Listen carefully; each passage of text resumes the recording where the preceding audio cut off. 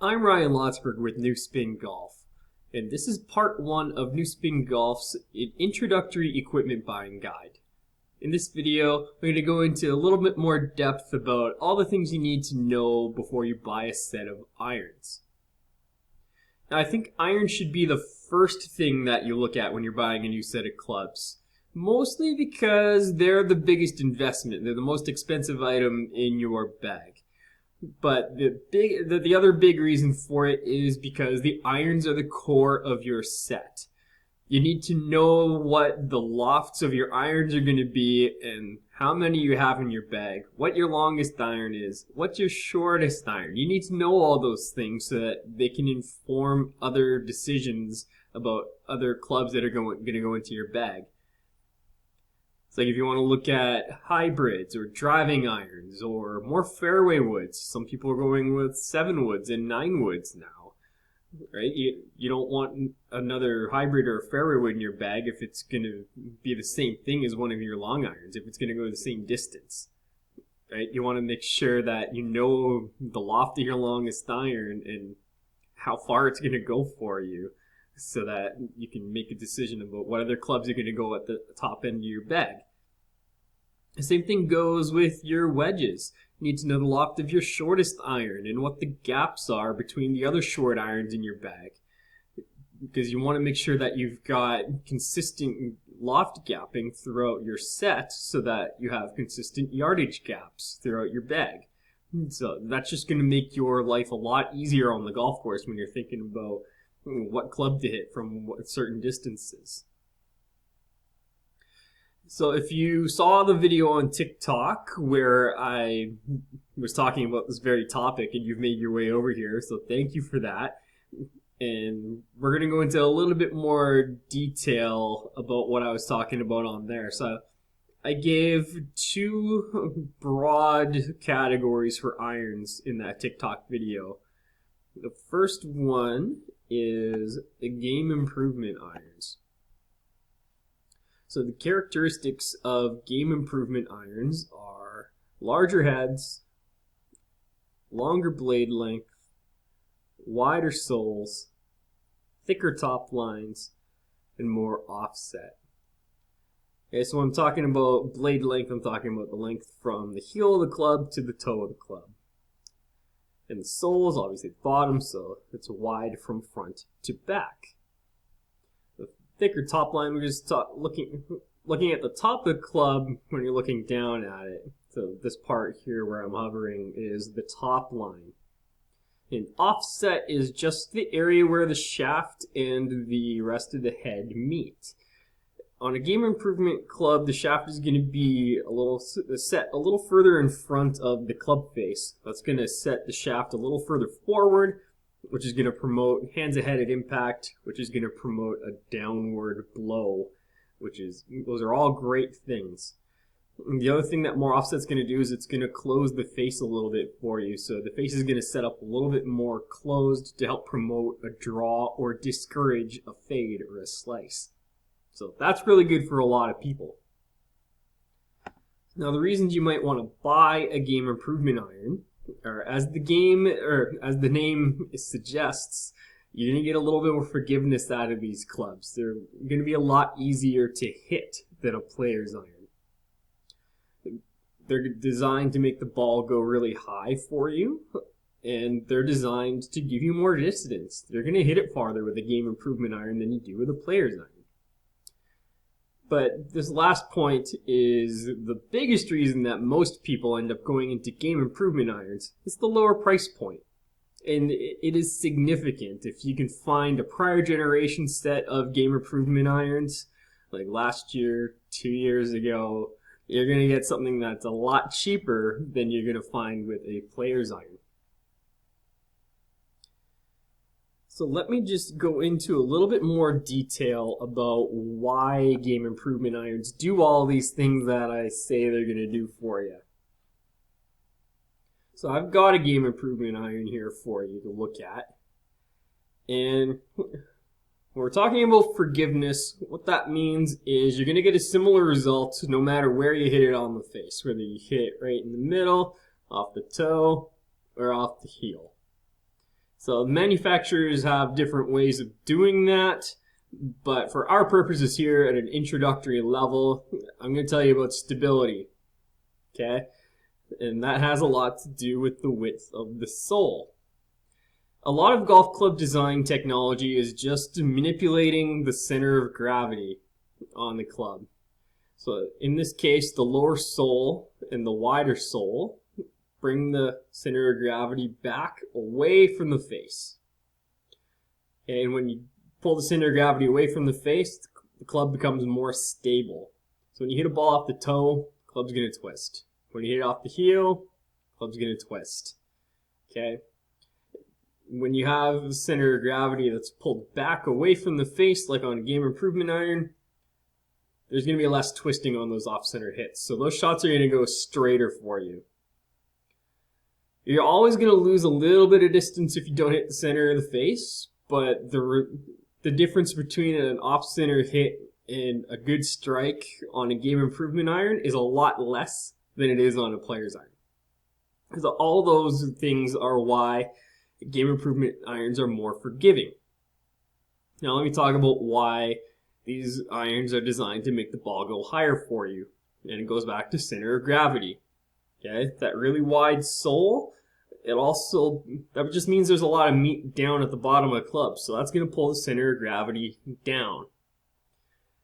The take-home concept for you as at an introductory level here is that there's an opposite relationship between center of gravity and ball flight. So, center of gravity goes down, that means ball flight's going to go up. More mass below the ball makes it go higher in the air. Really that simple.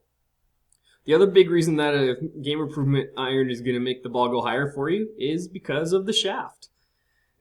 Your typical shaft in a game improvement club is going to be really lightweight. They typically weigh between 95 and 100 grams, and it might even be lighter in some cases. And they're designed to flex a little bit more, especially down here near the tip or near the head. And that active tip just adds loft at impact, and it just gets the ball going higher for you. So every piece of this club is designed to make the ball go higher and farther. The biggest reason you're going to get more distance out of these is because of the loft. Okay, so just this angle right here, the loft. Now this one's got 30 degrees of loft. This is a 7 iron.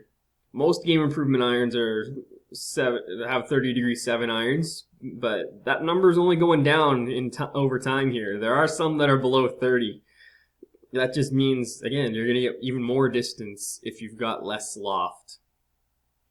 And so when they do, they're able to do that because they make the heads so high launching. Like they get so much launch out of these heads that they have to bring the lofts down in order to control trajectory. That's what the manufacturers will tell you anyway.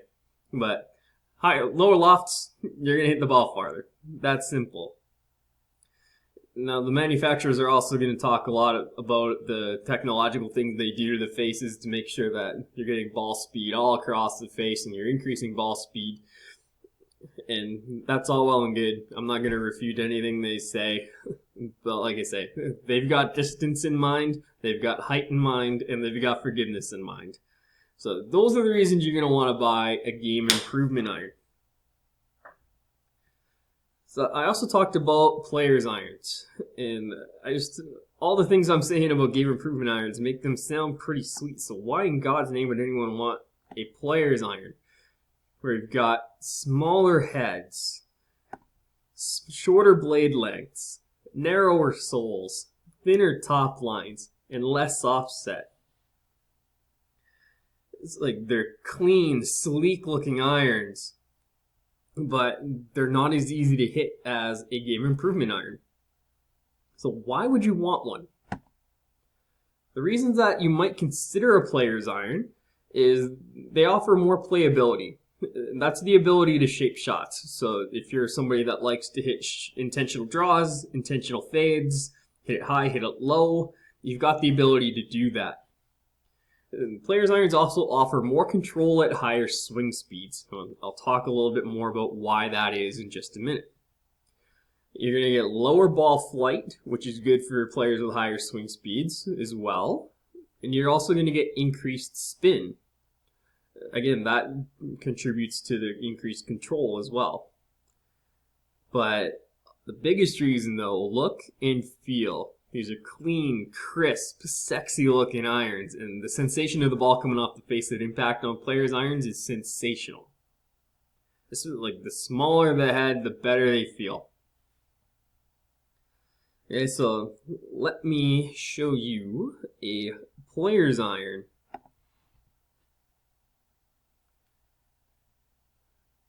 There's a player 7 iron for you. Okay, so let's do a side by side on the soles, and this is going to be really telling. Look at the difference. Let's get that same distance away from the camera. There you go. That game improvement iron's way thicker than this player's iron. So I'm talking about center of gravity, where we were pulling it away from the face with the game improvement iron. We're sucking it back towards the face with this player's iron. Certainly not as stable, but that brings the center of gravity up. Okay, so inverse relationship. Center of gravity comes up, ball flight goes down. And I'll talk more about gear effect in another video. We don't need to get into it today, but all you need to know is that a higher center of gravity means you're going to get more spin as well. It's more likely that you're going to hit the ball below center of gravity. The ball always wants to roll towards the center of gravity, so higher center of gravity means more backspin. Which, for somebody looking for a player's iron, that's a really good thing. I talked about control before, and that is in large part because of the shaft. I talked about game improvement irons having really lightweight shafts. Players' irons have really heavy and low launching shafts. So if you've got a higher swing speed, having a shaft that's a little bit heavier, that's not quite as flexible, is going to offer a little bit more control. So those are the big differences between players' irons and game improvement irons. So most beginners are going to end up in game improvement irons. Like I say, cost is the biggest thing, but it's in the name, game improvement, right? So if you're a beginner, you want something that's easy to hit. So like that's the typical conventional wisdom, but guess what? I have a lot of experience in fitting, and my website's called New Spin Golf, so I want to put a new spin on this for you, okay? It shouldn't be about handicap or skill level. I like to fit based on trajectory. If you're hitting it a mile in the air with a game improvement club, your dispersion is all over the place. You're having trouble controlling a game improvement iron, but you're a new player or you're a high handicapper, that shouldn't stop you from going to an iron that is more designed for someone with your swing speed. If you can control the ball better with a shaft that's a little bit heavier and a head that's a little bit smaller, then that's the head that you should get. You're not going to know the answer to that question unless you go and try some clubs out. Go to your golf store, talk to a club fitter, and get their opinion, right? Look at the data that you get from hitting golf shots. Compare different clubs. And just see how much higher you hit it with a game improvement iron and how much lower you hit it with a player's iron. What's the dispersion like? If you hit it tighter with the player's iron, that's probably a better way to go. And remember, I said that in the TikTok video, I said that the line between player's irons and game improvement irons is getting really thick and gray and blurry. There's lots of player's irons out there that offer a lot of forgiveness as well. So like those clubs are becoming increasingly popular, so those might be worth a look. They're more expensive, but they might be worth a look in the long run. Anyway, guys, that is an in-depth look on an introductory level on irons. I'm going to be doing more content in the next little while about equipment, so drivers, wedges, putters, all that. So if you like what you've seen, please hit the like and subscribe buttons. Aside from that, thanks for watching.